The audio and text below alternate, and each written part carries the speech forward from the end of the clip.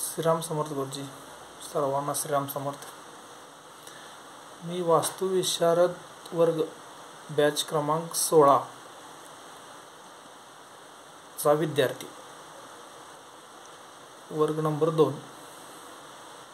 माझे नाव ज्ञानेश गजानन मोरे, राहणार खटांगळे, तालुका करवीर, जिल्हा कोल्हापूर. वय वर्ष 40. सध्या मी 108 ॲम्ब्युलन्सवरती ड्रायव्हर म्हणून कार्यरत आहे. काल जो वर्ग आम्ही गुरुजींबरोबर अनुभवला तो फार अमृतमयी होता.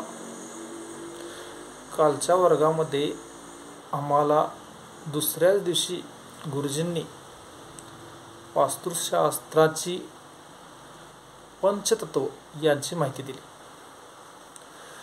त्या पंचतत्वांची नावे आकाशतत्व, जलतत्व, वायुतत्व, अग्नितत्व व पृथ्वीतत्व. तर आकाशतत्व म्हणजे एक विराट पोकळी. आकाशतत्व हे वायुतत्वातून व्यक्त होत असते आणि ते चारही तत्वांना प्रवाहित ठेवते. आणि आपल्या वास्तूच्या ब्रह्मस्थानामध्ये आकाशतत्व असते.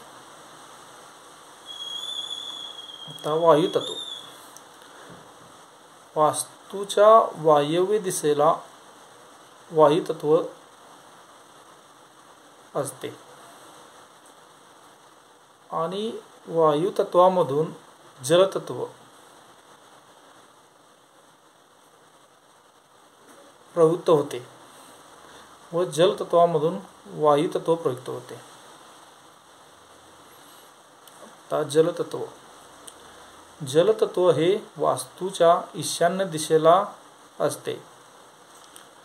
जलतत्व याला जीवनरक्षा संज्ञा दिली आहे. जलतत्वापेक्षा वायुतत्व श्रेष्ठ व वायुतत्वापेक्षा आकाशतत्व श्रेष्ठ.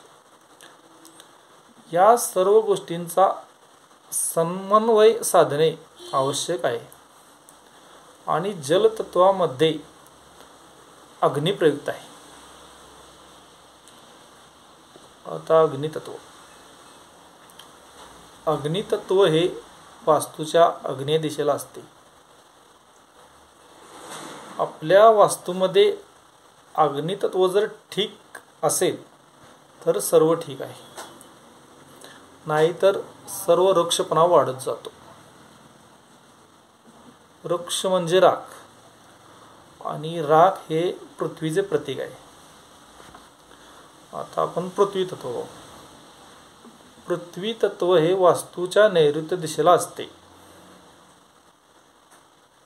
आणि पृथ्वी तत्व हे उपदिशांना सांगितले आहे. आपण पृथ्वी तलावर जी वास्तू बांधतो त्या वास्तूला पृथ्वी ज्या गुणांनी युक्त आहे त्या गुणांचा परिणाम सजीव, निर्जीव, शरीर, मन, आचार, विचार, आपले खच्चीकरण अशा सर्व गोष्टीवर होतो. तर अशा प्रकारे या पंचतत्वांची माहिती गुरुजींनी आम्हाला खूप छान प्रकारे दिली.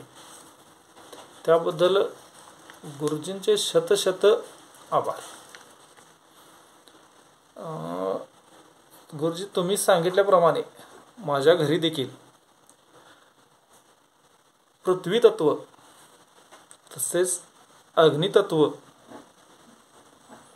पूर्णपणे बिघडलेलं आहे व त्याचा दुष्परिणाम मी अनुभवत आहे. खरंच गुरुजी, आम्ही खूप भाग्यवान आहेत की आम्हाला तुमच्यासारखे गुरुहे लाभले. तुम्ही इतक्या सहजतेने आम्हाला हे समजावलेत त्याबद्दल गुरुजी तुमचे खूप खूप धन्यवाद.